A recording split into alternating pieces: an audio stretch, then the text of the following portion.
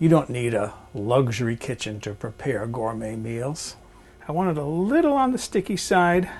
With a modest kitchen and some standard equipment, you can cook food that you would be proud to serve. There is my shrimp. All you need is a few helpful kitchen techniques, the ability to follow a recipe, a passion for food, and a fascination with cooking. Just follow along the rib cage. That is so good. My name is Dennis. I really do live in a mobile home, in a trailer park, and this is my kitchen. A while ago, I did a video in which I used leftover Kentucky Fried Chicken to make a chicken and rice meal. And I did that more as a joke to prove that I really could do white trash cooking. But I got more positive responses about that video than I have any of my other videos, with the exception maybe of the French bread video. And I got to thinking maybe people want to see more creative ways of using up leftovers. Now what happened last night is a friend and I got together. We made this bacchanalian surf and turf feast. We had seafood fettuccine, we had seared scallops, we had steaks. I mean, we made the Satyricon look like a Weight Watchers lunch. And this is one of the pieces that's left over. This is a nice piece of prime boneless ribeye steak.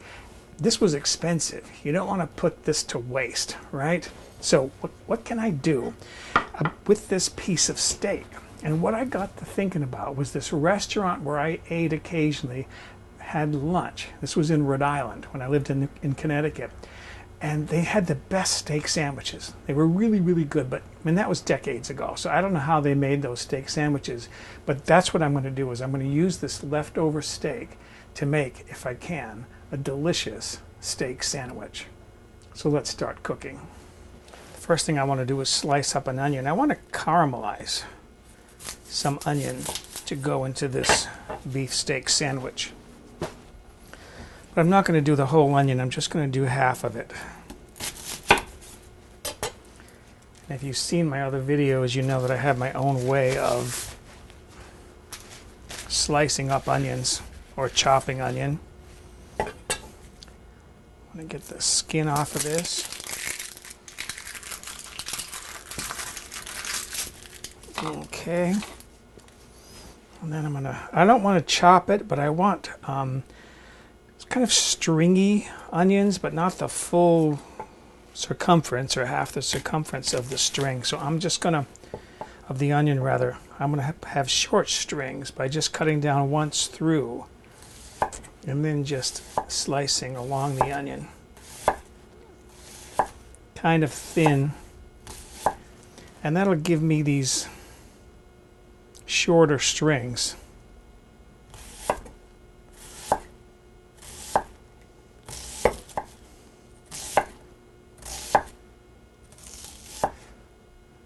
And when you get down to the end here, you can just ignore the last of that onion. I mean, I'm getting down near the root anyways. Okay, so there are my onions. And next I need to cut up my mushrooms. For my mushrooms, I'm just using regular creminis here. The white mushrooms, sometimes they're called button mushrooms, that are available in the store. Nothing fancy here, just going to slice them up. If you like shiitake mushrooms, you can use shiitakes instead. I do like shiitakes, but I just grabbed some of these creminis.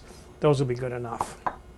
I want to caramelize my onions first, so I'm going to put some of my pure olive oil, cooking olive oil, in that pan.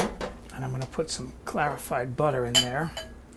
I like using clarified butter and cooking oil together, cooking olive oil together, because they have a higher smoke point. If you use regular oil, regular butter rather, whole butter, the milk solids in the butter are what burn, and you get that brown and burnt flavor in your butter. All right, I'm going to put my onions in there.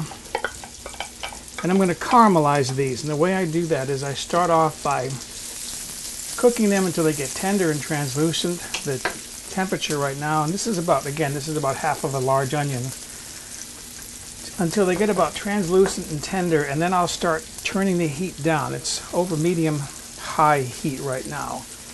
And as I keep getting these cooked, they start to get darker and darker. That takes the moisture out.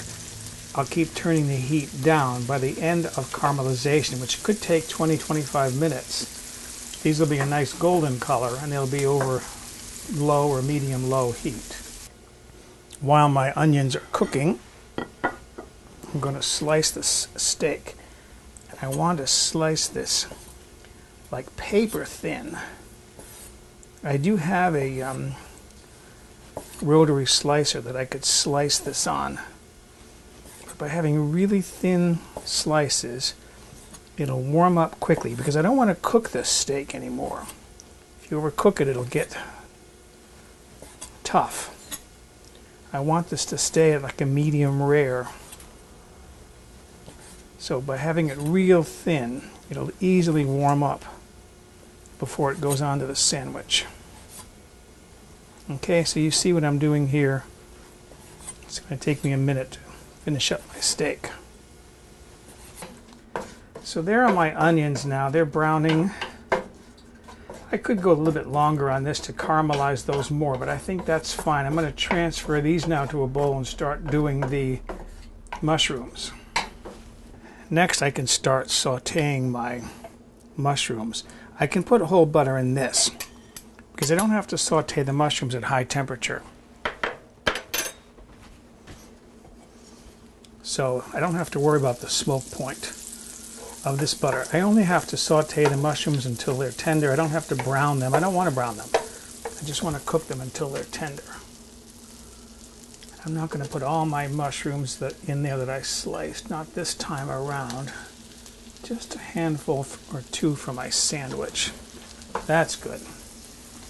That's maybe 2 or 3 sliced mushrooms. And again, I'm just going to saute these over medium heat. Turn them once in a while. And just saute them until they're cooked and tender. I'm going to use part of a baguette here for my sandwich. I obviously don't need the whole thing. And then I'm going to toast this. So I have my broiler heating up. I'm not going to cut all the way down through. I'm going to see if I can get this to hold together. I'm going to put this on a baking sheet and then put this under the broiler. Another thing I want to make is sort of like an au jus.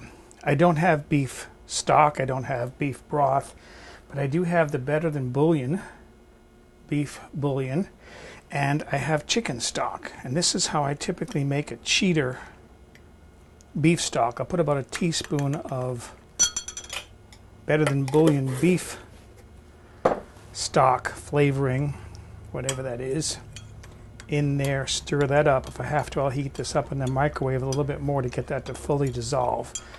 And that'll be my beef stock. And I'm going to use this for a dipping sauce, but I'm also going to use this in the skillet when I warm up finally my beef. Just a little bit, a few tablespoons maybe in the skillet, just to give me some juice in the pan. So there are my mushrooms now. Those are all thoroughly cooked. I'm going to return the onions to the pan. I'm going to put the beef in the pan. And again, I don't want to heat this beef up too much because I don't want to cook it, but I want to warm it up. And then here's my cheater beef stock. I'm just going to put a little bit of moisture in that pan. You can hear that making steam.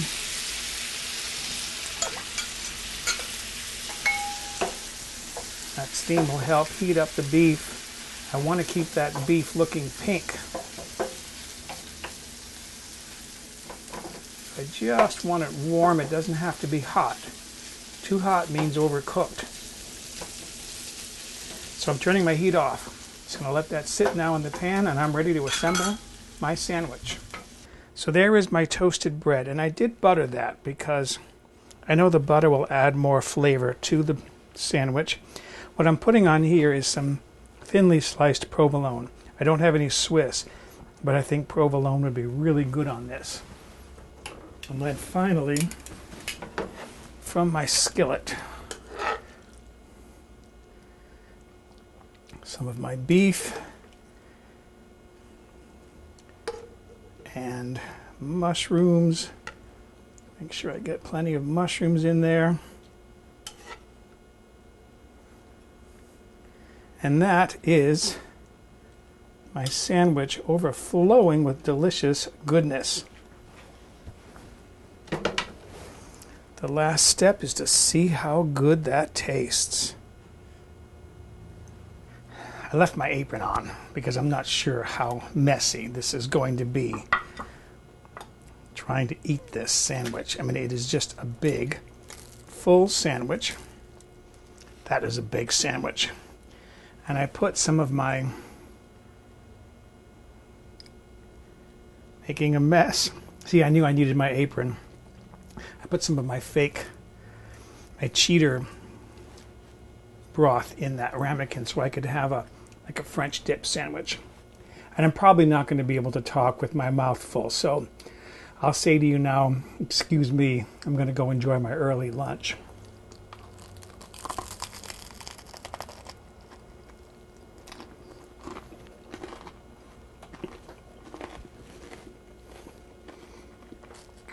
That's good. Okay. See ya.